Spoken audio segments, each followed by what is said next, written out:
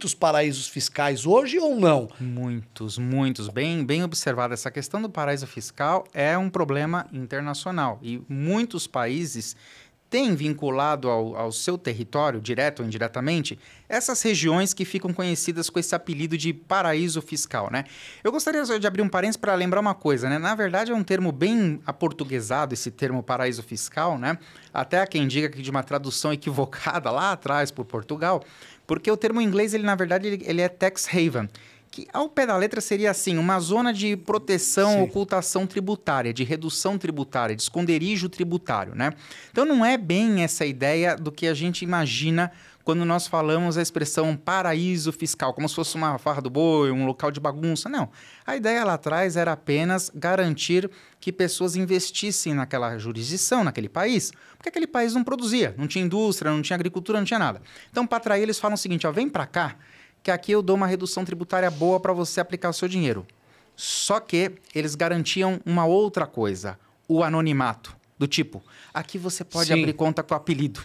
E isso continua dessa maneira? Até hoje? Até hoje, em alguns lugares, sim. Foi pego nas grandes operações da Polícia Federal e tudo mais, eram os apelidos lá que depois eles, né?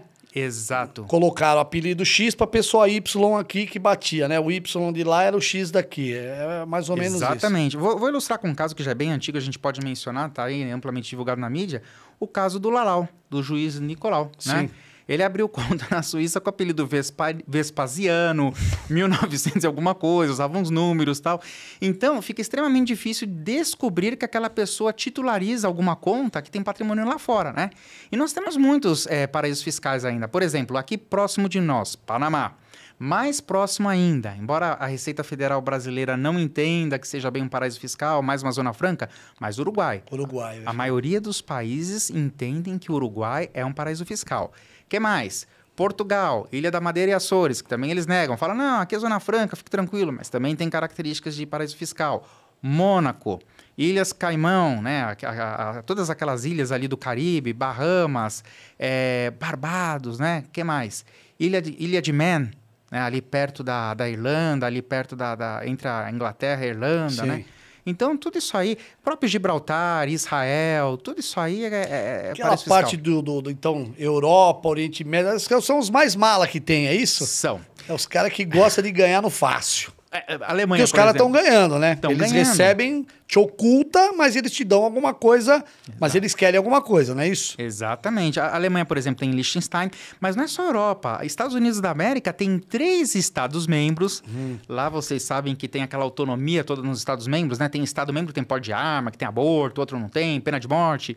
Você tem Delaware, Nevada e Wyoming, 3 Estados-membros que são paraíso fiscal. 3. Só que lá a diferença é que há uma fiscalização maior, tal, cooperação com as autoridades, né? Mas é um problema o paraíso fiscal. Resumindo, teve uma discussão no âmbito do organismo internacional Grupo de Ação Financeira Internacional, GAFI, que aparece com a sigla em inglês de FATF, né? Financial Action Task Force, que fica lá na OCDE, dentro da OCDE em Paris. A discussão foi o seguinte, olha, fecha o seu paraíso fiscal que eu fecho o meu. Um país apontando o dedo para o outro. Aí, calma, ninguém precisa fechar paraíso fiscal nenhum. Vamos fazer o seguinte, basta todos vocês colaborarem, não permitir mais o anonimato e tá tudo resolvido, estamos em casa. O jeito mais fácil de catar esses caras, quando tem um apelido lá fora, tem que ser como fizeram aqui, ir fisicamente lá, perguntar características, pegar o que tem, pedir o apoio, lógico, do governo de lá para saber quem é quem. Ou fazer uma coisa ligada com o quê? Com as polícias de lá, é isso? Foi feito, né? Foi feito. Então, bem colocado. Há algumas alternativas para a polícia nossa, inclusive a Polícia Civil de São Paulo, né? Adotar alguns caminhos aí no sentido, né? Uma delas é ir pessoalmente. Né? Nada óbvio de um policial nosso viajar, por que não? Né? Nós temos recurso até nas nossas UGS e custear, sim, uma passagem para o policial para que ele faça a diligência lá fora. Não exatamente a diligência investigativa, mas de contato com as autoridades, né? Que ele não vai ter a autorização de atuação lá fora para sair prendendo. Uma integração. Uma integração, facilitar a integração, que foi o que o Ministério Público Federal fez em muitos casos. A outra alternativa também é, de dentro do Brasil, entrar em contato com os oficiais de ligação ou adidos policiais. A maioria das embaixadas e consulados possuem representantes de polícia nacional aqui no Brasil. eles ficam 3, 4 anos em missão. Então, esse pessoal, é possível fazer a ponte com eles e a troca de figurinhas, a troca de informação. E a outra é a cooperação internacional mais formal por meio do DRCI, que é o Departamento de Recuperação de Ativos e Cooperação Jurídica Internacional.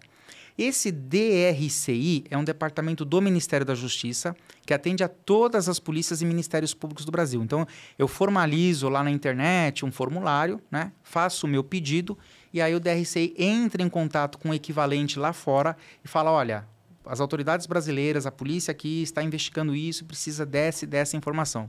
Do apelido, se ele tem conta, se ele não tem, né? Então, são os caminhos, a delação premiada, outro caminho, né? As quebras de sigilo, outro caminho, por aí vai. Mas